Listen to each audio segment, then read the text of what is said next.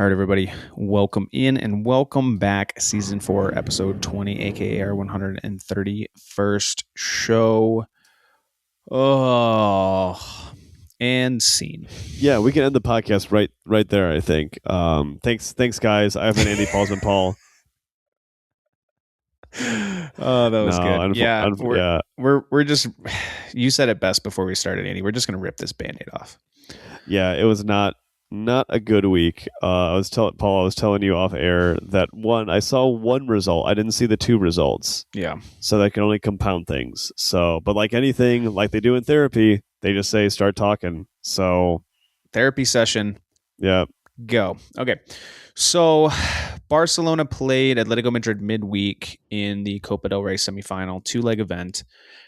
Barcelona had probably their worst, I'm going to say second worst performance of the year. Their worst performance was against Chelsea. Hands down. Hands down. They were never in that game. Never even looked like scoring. Barcelona, 7th minute, Eric Garcia passes the ball back to Joan Garcia. The ball goes hop, bigger hop, skip, and goes right under Joan Garcia's foot for an own goal. Great way to start the game in the 7th minute. Shoot. That's bad. Shoot indeed. And then after that, it was just Atletico Madrid dominance. I mean, Antoine Griezmann had a nice goal in the 14th minute. They had another one in the 33rd minute. Julian Alvarez had a goal right before the first half ended. And yeah, that was basically the game. Done and dusted, 4-0 at halftime. Atletico Madrid deserves every bit of that result. 100%. Completely outplayed Barcelona, hit Barcelona on the counterattack, caused Barcelona to commit turnovers, and just like ran past our high line. And it was embarrassing, to say the least. Yeah, it's surprising because I know we just talked about where is Atletico Madrid, and I guess they came out today, but it had to be against your club, and that's always the worst feeling when you feel like a team only comes out against your club. We will get to more of that later. So, because they also showed up against Real Madrid earlier this season, and it was like, where has this team been all year? And guess what? They faded into mediocrity the next week. Same thing happened in La Liga this week, and I'll get to that in a minute. But it was just so frustrating. Now, I'm going to talk about VAR because VAR played a huge part in this game. Okay, not in any of the goals Atletico Madrid scored; those are all legit. Well, other than the own goal, because we scored that on ourselves, but that's neither here nor there. So here's some issues that I had, Andy. And again, I'm going to preface this before I go into this part of the segment saying Barcelona deserved to lose the game. Atletico Madrid deserved to win the game. Refereeing did not affect the final outcome of this game. Okay. Now, that being said, in the first 2 minutes of the game, Giuliano Simeone goes really hard into Balde's leg and should have gotten a yellow card, and that should have set the tone for the game. I understand the ref is trying to keep his cards away, but at one point the fouls are like 7 or 8 to 1, where Barcelona would have been fouled so much more because that's how Atletico Madrid plays, right? We know that. Always. But I think that was a huge problem because if it's at any other point in the game, it's a yellow card, right? And then start of the second half, Simeone goes studs up into the middle of Balde's leg. Super high challenge. Gets a yellow card. So he should have been out at that point, but it should have been a straight red. Like, why VAR isn't intervening there, it is beyond me. We've seen them intervene in tackles like this, high tackles, dangerous tackles, very much a dangerous challenge. And Balde was basically getting destroyed this game. Yeah, like on tackles, and because it's not just even where it is; it's just how hard you're going in. Because that's what happened with Christian Romero at the Tottenham game. It's like, it's the force he went into it that really did it. Because it was a little bit high, but the force he did could have broken his leg. Right, and same thing. So it's like, again, just being consistent. And then I don't know if you heard about this, Andy. 51st minute, Barcelona score a goal. They claw a goal back. It was a Fermin Lopez shot that ended up hitting Lewandowski. There was an Atletico Madrid player playing him onside. Ball falls to Cubarsí. Cubarsí puts the ball in the back of net. Barcelona gets a goal back. And it's like, okay, we're early in the second half. We're, okay, like we can get some momentum back, maybe get one or two more goals back and set us up for the second leg to at least have a chance, right? VAR takes 7 minutes looking at this because it's so tight they can't use semi-automated offside. They have to physically draw lines. And somehow in that 7 minutes, then this is the only explanation that I can gather, because when Fermin Lopez hits the ball, Lewandowski is onside because there's an Atletico Madrid defender playing everybody onside. Okay. The ball hits Lewandowski and Kubarsi is behind him when the ball hits him. So he can't be offside because he's behind the ball. And at that point where the ball hits Lewandowski, the defender is still playing both of them onside. Apparently, VAR decides the ball, at least this is the explanation that I've been able to gather, it hits Lewandowski, hits Kubarsi, hits Lewandowski again, and by that point, they're both offside. But how do you determine that? Like, you can't even see that in the play, even with all the angles we have. That already doesn't like just make sense. Like, I don't know, like at that point, that's yeah. And so they disallow the goal. Goofy. And when they're doing this whole thing, like nobody's explaining to the managers what's happening. Like players are having to run to each other and explain, hey, this is what's going on. The referee did a terrible job because he's just like sitting there in the middle of the field, like being like, oh, like I'm checking. And it's like hey, somebody's got to have an explanation. So I think the most the image that kind of plays in my mind with all of this is Diego Simeone begging, like literally doing this on the sideline, begging for this call to go his way. Because I think he knows if Barcelona scores here, the game's back on and anything could happen. So I don't know if I take solace in that. Embarrassing, man. It was just embarrassing. It's like the Chelsea game. That hurts. Yeah, that really hurts. You know? And here's the thing. Rafinha was out for that game. Pedri's out for that game. And common denominator, when both of those guys were out against Chelsea, same thing happened. I mean, I know Rafinha came on very late to the Chelsea game, but like the game was done and dusted at that point. Barcelona was down to 10 men. It's just... yeah, and then it gets worse. We lose 2-1 to Girona, and I'm going to talk VAR again, but, you know, Barcelona played this game poorly enough to lose it, and we did. Let me explain why. Multiple chances in the first half. Lamine Yamal has a one-on-one with the goalkeeper. Instead of trying to pass the ball into the far corner, which he should have done, he tries to chip the keeper, and the keeper makes an easy save. Yeah, hot dogging. I don't know. Yeah, I don't know what he's thinking. Okay. Yeah, I saw that replay. It's like he either could have gone far or he could have just 5-holed him. Yeah, like a hockey, or just like make the keeper go between the legs. Yeah, would have been the better idea there. 100%. Yeah. Earlier or a little bit after that, Rafinha kind of has a one-on-one and pulls it just wide. You know, it was close. Like, you know, but a player with his quality, you think he's going to score in that situation. Dani Olmo draws a penalty in the first half, and Lamine Yamal puts it off the post and out. You know, there's another chance. I mean, so many chances. So many chances. I feel if I would have saw Lamine Yamal's miss, I would say like, oh, we're not scoring. Yeah. Like honestly, like it seemed from the amount of chances that were created on you guys, like you guys created enough chances to win the match. Yeah, it just did not. It didn't materialize, and that really hurt. Especially 100%, in the first half, because that changed it. Exactly the feeling. I had this. It was like this dark cloud just hanging over me, just like we're not winning this match. That was the feeling. So, you know, game goes on. We actually go up 1-0, and then guess what? Classic Barcelona give up a goal within 2 minutes afterwards. Like, Eric Garcia, I love you for what you do, but when you play somebody onside, not once in the sequence, but twice, like the high line is set. Everybody's doing a great job. Here's the high line. Here's Eric Garcia. 1 to 2 steps behind, playing the guy onside twice. So, okay, 1-1. Gotta score a goal now. All right, let's get offensive. Right? Create chances. Nothing.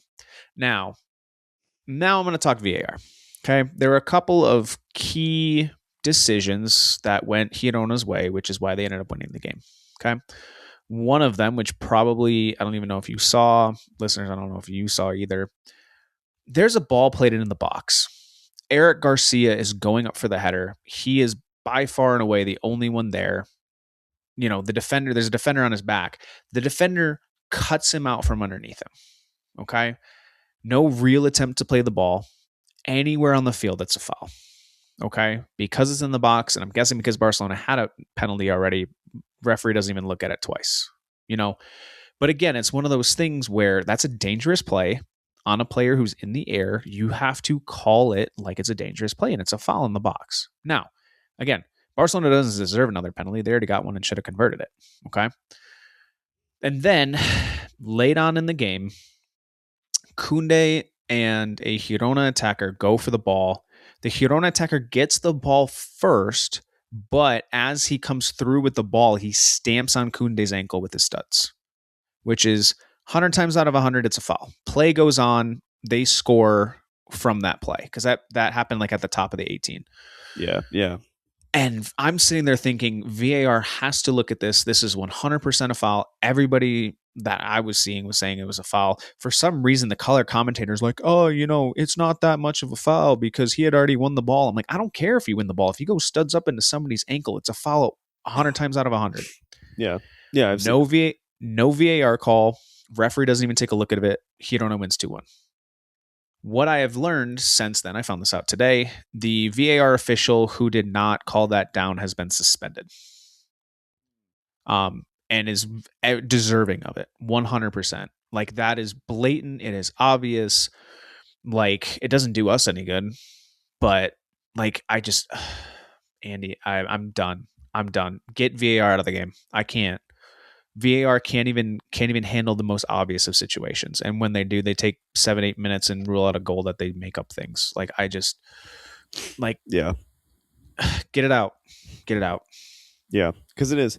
I'm with you on that. Like, honestly, at this point, it really is just better just having goal line technology and just leaving it at that. And then like maybe the technology for the offside, for like the whatever offsides. Yeah, the semi-automated offside. The semi-automated offsides. Just leave it at that. Like all the like the nitty gritty of like the toenail ahead of things. I'm with you because as soon as it's starting to get into like delays, like you're running into a whole lot of issues just from like a fan perspective of watching a match, having it taken down, and then already that affects the game because you're taking out like the rhythm of the game, all these things. So regardless if it's like beneficial for you or not, it ends up rewriting where the play is already going. Yeah. And that's just not fair. So. Or just take it out of VAR's hands for them to call down to make the decision. Give the coaches one challenge each. If you get it right, you keep it. Okay. But, like, I don't know, like do something like that, because in that situation, Hansi Flick can challenge that. The referee goes over and goes, oh, wow, he got stamped on the ankle. No goal. Play on. Like yeah. I just don't get it. Yeah. I just don't get it. And if VAR can't figure out an offside decision in 2 minutes to 3 minutes, like you got to just keep the goal allowed. Yeah. Like 7 minutes with everybody just standing there is just asinine. Yeah. I just can't silly. Do it anymore, man. Like it's weird how those penalties now are getting kind of like the NFL. And like I don't want soccer to be NFL because the reason why I watch soccer is that it's not the NFL. It's not all this start. It isn't like you don't necessarily have all these like not to poo-poo your point, but like coach's challenge and then official review and all these like little things and blah blah blah. It's like it's meant to keep the game is supposed to keep going. Yep. Keep the play going. Yep. You check it when it's like a goal. You check when it's a goal. You check when it's something that's leading up to a goal, maybe. But all this is, I'm with you on that. I'm with you on that. Yeah. So that's a shitty week. This Barcelona team without Pedri like doesn't deserve to win anything. I mean, like the golf in class, the golf in skill that the Barcelona team has, it's and no, here's the thing, Andy. Nobody is talking about it. Nobody's talking about Pedri. Everybody's talking about, oh, when we don't have Rafinha, we lose. Blah blah blah blah. I'm like, does no one else watch this game? Like, when Pedri is on the field, Barcelona controls the pace of play. Barcelona keeps possession and is dangerous when they have the ball. When they lose possession of the ball, Pedri wins it back or puts the opposing team in such a bad situation that they have to go backwards and it ruins any chance of a counterattack. That is why Barcelona's system works. When he is not in the team, teams like Atletico Madrid, teams like Girona have time to find passes in behind this high line and just pick us apart. Because, newsflash, we don't have anybody who can run in the back line. When you have Gerard Martin, Eric Garcia, Pau Cubarsí, and Jules Koundé, great defenders in their right, but they are not pacey. You need pace to play this system if you're going to allow teams to put balls in behind. Yeah.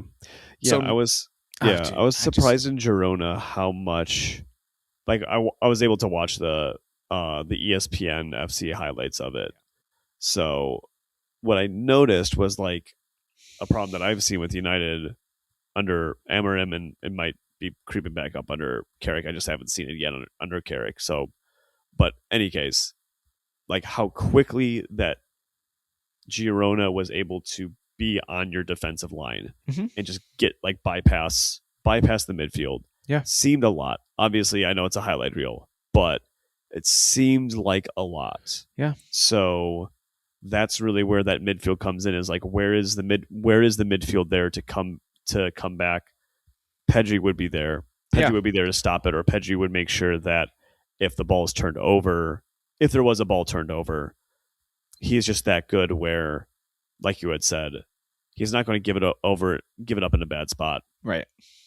In that. So yeah, and that's the thing, is we go so hard in attack, which is fine. But when you turn the ball over cheaply, it leads to opportunities. And when you only score one goal in the game, Hansi Flick's philosophy is all, the best defense is a good offense, which I'm fine with. But when you score 3-4 goals a game, you win this game 3-2, 4-2. Yeah.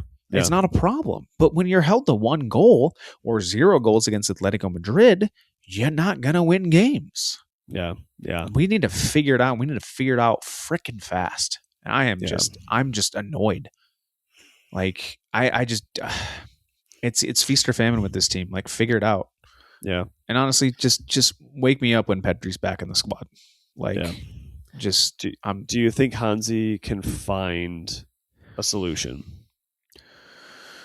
Not saying that is it's going to be on Hansi Flick. Not saying that at all. I'm not trying to insinuate. Do you think? But just a question of, like, do you think he can find a solution in this current squad? Yeah, and I think it's not playing a high line. Like, everybody is critical of it. And here's the thing. When it works, it works. But you have to have the right personnel. Barcelona does not have the speed in the back line without Araujo in there, and he's not up to 100%, so he can't go a full 90 minutes like how he used to right now. He's still recovering. You need speed back there, especially if you're going to continue to not be in a straight line. It's multiple things. The defenders are not executing it. Okay. Pau Cubarsí needs to stop lunging into tackles where guys can take one dribble around him and either run past the rest of the defenders or find an easy ball in behind. Like, I know he's trying to cut down space and prevent a pass in behind, but you just got to get in front of the person. Stop jumping into challenges. It's those things. And it's personnel in the midfield. If you're not going to, again, I've said it before, but if you're not going to control the midfield and you're going to turn the ball over, Lamine Yamal 17 times against Girona, you're going to cause opportunities to go the other way. So if all of those things are not adding up, Hansi Flick has to go, hey, stop jumping into challenges, run with runners, and stop playing such a high line. I think we can drop back a little bit. I think we can press. I think we can manage the game where we can press at times to win the ball back, to create goals, which is what we're good at. And there are times where you just have to sit back. We don't have Inigo Martinez back there to chase guys down 40 yards down the field and make amazing tackles and save our season. We don't. So something's got to change. Yeah. Like, I just don't get it. Yeah. it's a cacophony of a setup and the lack of personnel that's there to do it, and that's a frustrating recipe. Yep. I've been there for 2 seasons, 3. Yeah. And that's the thing is like, this is like a small nitpicky thing, right? But it's leading to big changes in games. Yeah. And it's enough to do it. That's the thing. Is like that little change is enough to change wins into wins into losses. Yeah, 100%. And it's frustrating to see because you're like, elementary school, middle school rules of soccer is if you see a runner, you gotta go. Gerard Martin on Girona's first goal, you're the left back. There's a guy standing 3 yards from you, wide open, who gets the ball passed to him and has an easy tap in. Guard the guy. Like, why are you ball watching? Yeah, it's so frustrating, man. It was after the Girona game, like Atletico Madrid, I was just kind of like, whatever. Like, Atletico Madrid's a great team. It's really annoying that they showed up when they haven't all season, pretty much. But when you watch a game like the Girona game against a team you should absolutely clobber 10 times out of 10. Yeah. And you're just watching the team make mistake after mistake. I was so upset. Yeah. Just wake me up. You just nudge me, Andy, when Pedri's back. Wake Paul up when Pedri's back. Oh, I like that. When Pedri's back. I was going to do when Pedri return. Oh, no. Pedri's back is better. Okay. Yeah. We'll go for that rendition. Oh, gosh. Woof. Yep. So that's how I'm feeling. I just, before we talk United, I'm just thinking about the message you sent me in all caps, jinxed. Yeah. So, which is funny because it's almost over a week now. No, yeah, about a week since our last game was on that Tuesday for West Ham. He shouldn't have done it. Frank should not. As I was saying this, Frank should not have made this bet in the first place. Right. And again, just because he's on social media, he doesn't, and he's gotten all this caps, does not have to complete it out. So I would say that, like, if there's any, I thought I saw a thumbnail in a video that said there's a controversy or blah, blah, blah. I don't care. He can absolutely get his hair cut. He's suffered enough. He has suffered enough for that. Because our streak is one of the longest streaks in the Premier League, I think. But beyond that, big tagline was a 1-1 draw, West Ham versus United. I don't necessarily think it was like not necessarily evenly matched game. I think West Ham had a more organized defense and being able to have a low block.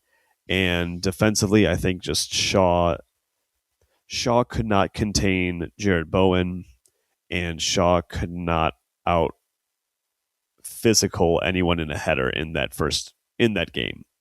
And I think that's what led to the end goal, was that he was not able to win his individual duels. So team wise, as a problem there, I think defensively there's defensive lapse between Shaw and Martinez. Things happen. I'm not necessarily looking too much into it until it happens more and more, but I think it's also showing of like Shaw is just getting to that age of he might be it is maybe time to look elsewhere. Mm-hmm. And like I have liked Luke Shaw. I think he's a good egg as a person. I think he has been a good servant of United, but I don't think he's necessarily. He would definitely say he's not had the United career that he's wanted, and I don't think he's going to be able to get that, unfortunately. Which is just a sad story, but that's where it's at. Any case, huge props to Carrick for bringing on Sesko, and for Sesko coming and delivering at the final moment to eke a goal. I don't know if you saw the goal, Paul, but this was kind of crazy because it was a cross in from Mbumo on the right wing, our tactic was, I think, for the last 20 minutes, get Sesko on so you have more of a box presence that we can just whip in crosses because we can't. We were having trouble to break down that or break down their low block. So on comes Sesko coming on to the near post from a cross on the right side of the pitch. And what he just does is with his right foot, he just cushions the ball so that when it lands on his foot, it just loops a little bit into the top corner of the goal. Really, I thought brilliant goal because that is such a God, what a hard technique to do that. Incredible. Saves our bacon. We don't lose the match. We keep points. We don't drop points in the top 5. And I just say we kind of go to live another day and figure out again how now we can break down a low block and what's our best team to do that when we have a low block. I think that's the big thing. Yeah, I mean, I think that's the hardest thing for any top team to do, right? When you have a team that is firing, like United's been doing recently, when you have these more skilled teams, the best defense is parking the bus, put 11 people behind the ball, basically in the final third, and be like, all right, you got to find space when there's no space, and you got to find a way to beat us. Yeah. And it's happened with Barcelona. It happens with other teams. It's one of those things I think it's frustrating when you're the better team because you're like, you can't play us straight up. Like you have to play this really defensive style to even have a chance against us. And I think the hardest thing is just watching a team just bash at the door. Just bash and bash and bash, and the door just doesn't budge. Yeah. So it's, I don't know if you feel this way. Do you feel like it's kind of a compliment or being like, okay, United's kind of on the up now because teams are having to play this very defensive style against us to get points from us? Or kind of what are your thoughts when it comes to that? It's a good question. Technically, because it used to be where, well, I know, I think it still happened under Amorim where whenever a team would have possession, or if we ended up having possession, that was the best way that another team could beat us is if they gave us the ball because we would make our own mistakes and cut it up wide open. So I guess that's kind of the same. I think that is kind of the same. Again, I think it's just the personnel in the midfield where the personnel, honestly, the midfield and the I think the left backs or the fullbacks where they're not able to get high enough. The fullbacks in the midfield, we're not able to have the correct passing or hitting the right pass with the right touch to kind of put people in a dangerous position. So I think that's kind of the case. So I don't necessarily know if it's a almost like a courtesy or like a tipping the cap of the other team to United, but it's just what United has been for the past, I don't know, even since Ali, that was our thing. Is we're just a counterattacking team. We can't dominate the ball, and so we need to get to that point of dominating teams and opening them up. But I don't know if we're necessarily going to get it with this team, but we got to find a way to do it because we're going back to having a relatively easy schedule or an easier schedule. So so I don't know. Honestly, Paul, the big story this week has been our xenophobic owner opening his mouth when there has been a week of no football for United because we're not in the FA Cup. We're not in Champions League, obviously. So really should just be a time of no noise, nothing to talk about. But our owner says that his country is colonized by immigrants. His country is, England, UK, Great Britain, all that. Historically, one of the greatest colonizers the world has ever seen. So we're not going to get into the politics of it. But the big thing is, I have two things. One I heard on a podcast from Stratford Paddock, where I think it was Joe Smith made the comment that this is coming from a guy who had just fired his head coach for saying some unhinged stuff. So that's there. That's pretty hypocritical that you say something incredibly unhinged and he didn't apologize. He had just quoted saying, "I'm sorry my language offended someone." That's not an apology. That's the biggest cop out. I'm sorry if I offended somebody or my language, anything like that. With my language. So he didn't back down from what he had said. He didn't say he didn't retract his statement. So already great job there. Because the more important thing is how, as an owner, he does not understand the impact that his words have as now a Manchester United owner, because everyone's got eyeballs on it. All of a sudden, people are going to start making connections with, owner of United is thinking this way. Are they aligned politically in one way, politically another way? Yeah. All this storm, all this talking, and you know who doesn't like that? Players. Players don't like that. Yep. So how are you going to get a player to come in when that owner might be interviewing that player at some point? They're not going to like that. You know who else isn't going to like that? Brands. As in, we have 3 or 4 sponsorship deals that we need to hit to make sure that we have money coming in. Yep. Brands don't like it when you call their customer base.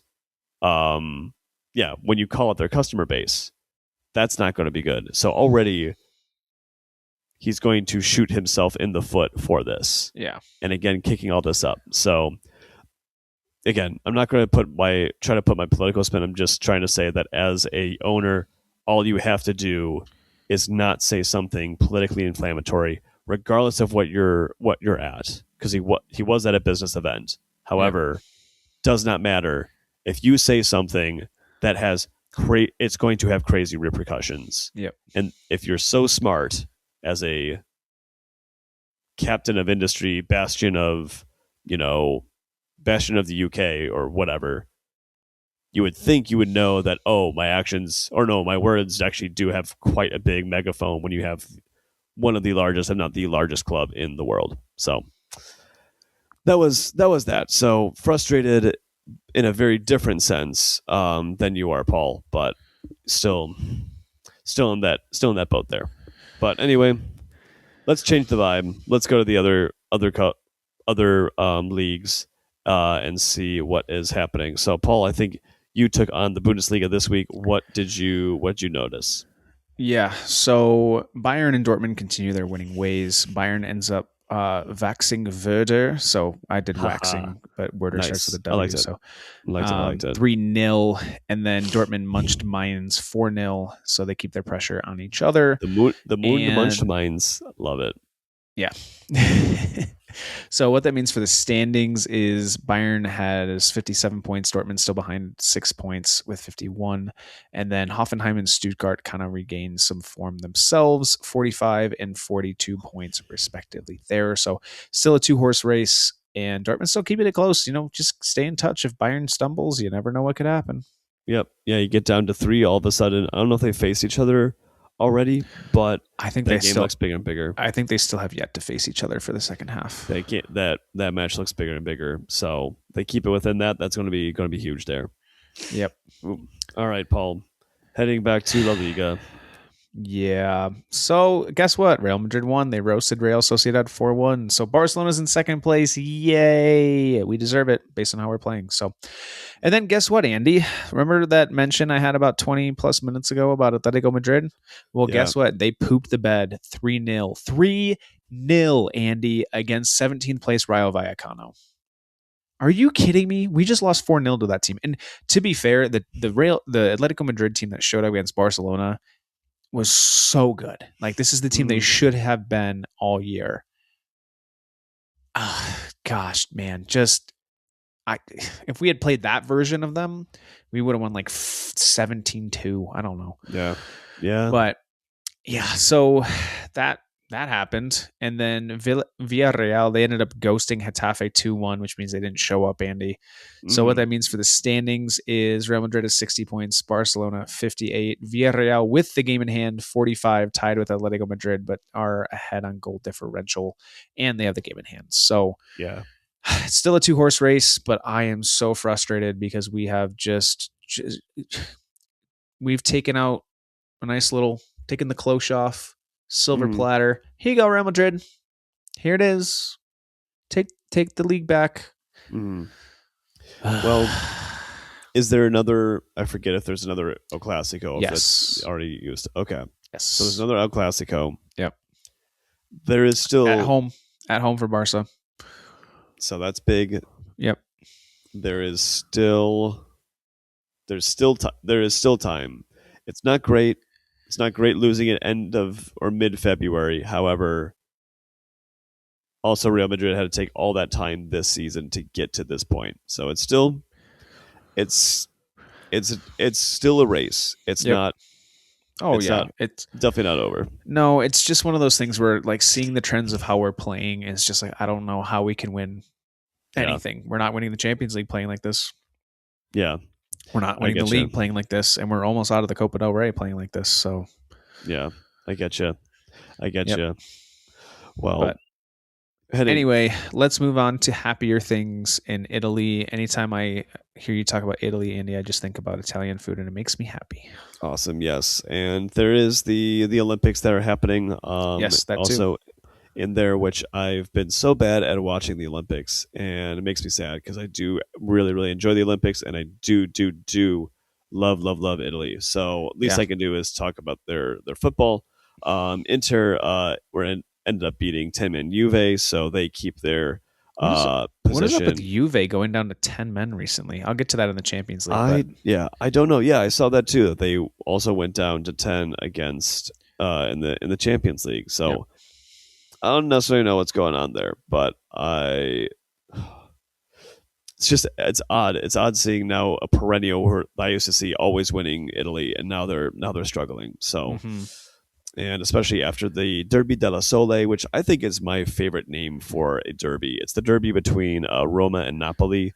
I think it's because they're two clubs that get a lot of sun from where they are in Italy, but also their colors. One's sky blue, the other is like an orange and red, like the sun. So it's a cool color combination. I actually think it's a really good color combination to watch on television.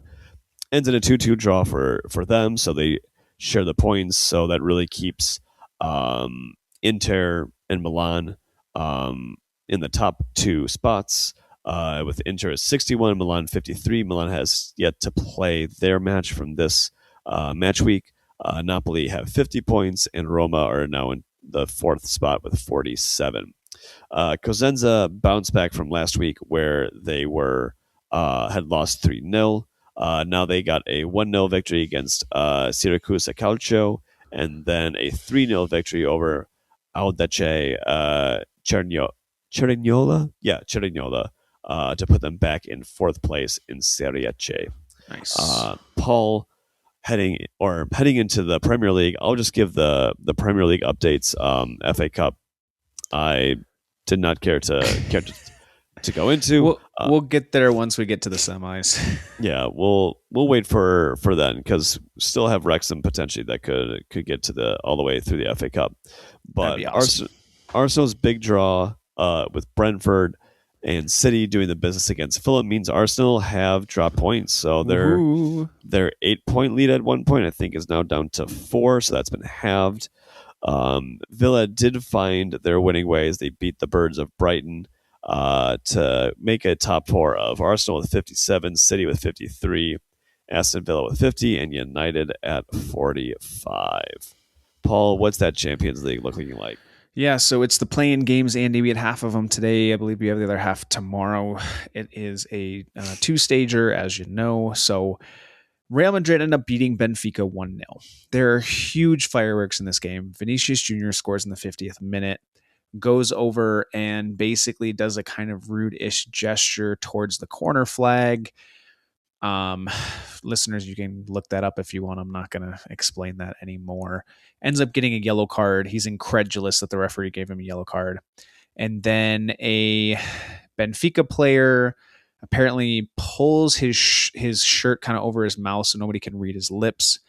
And supposedly, very likely, nothing's been confirmed as of this point, makes a racist remark to Vinicius Jr. Referee stops the game, pulls everybody off the field. Game stopped for 10 minutes to kind of let things cool down. Referee doesn't really do anything, says he can't do anything. And look, I can't stand Vinicius Jr. He is one of, if not my least favorite player in all of football and maybe all of sports, honestly. But there's absolutely no room for racism. I don't care if you're a Real Madrid fan. I don't care if you're a Barcelona fan, Benfica fan, Bayern Munich fan, Arsenal fan. I don't care. Nobody deserves to be talked to like that. That has no place in this game. And this Benfica player should be suspended for a month, at least. Like, I don't care. I don't care if they're in a title race. I don't care if they're fighting for their spot in the Champions League. Like, I don't care. Like, that. This has no place. Fans shouldn't be doing it. There shouldn't be racist chants by any of the fans. Players should not be able to say it when they're on the field. Like, no room. Absolutely no room. And I know soccer kind of, and a lot of the organizations like UEFA have a zero tolerance policy for racism. But, like, dude, like, have some class. You got scored on by a great move by Vinicius, a great goal.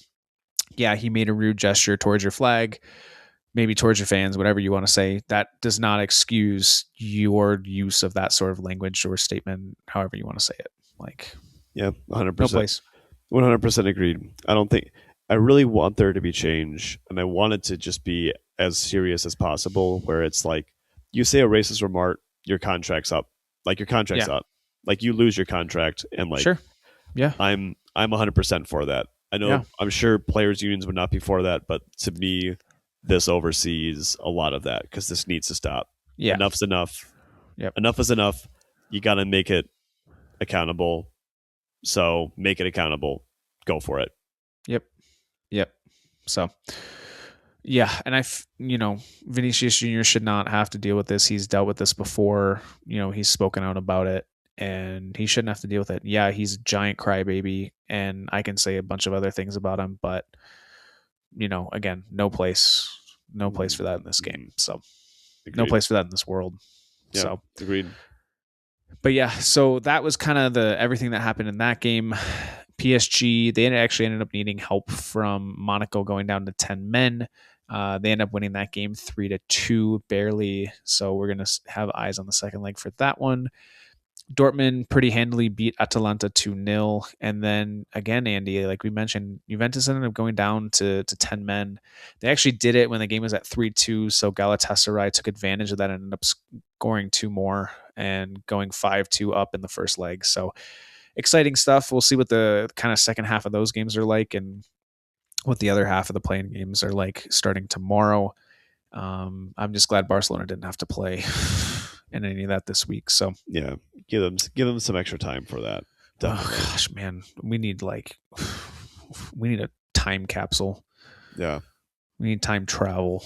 Yeah, either the fast forward or going back to make sure that Pedri doesn't injure himself. Seriously. That's for sure there.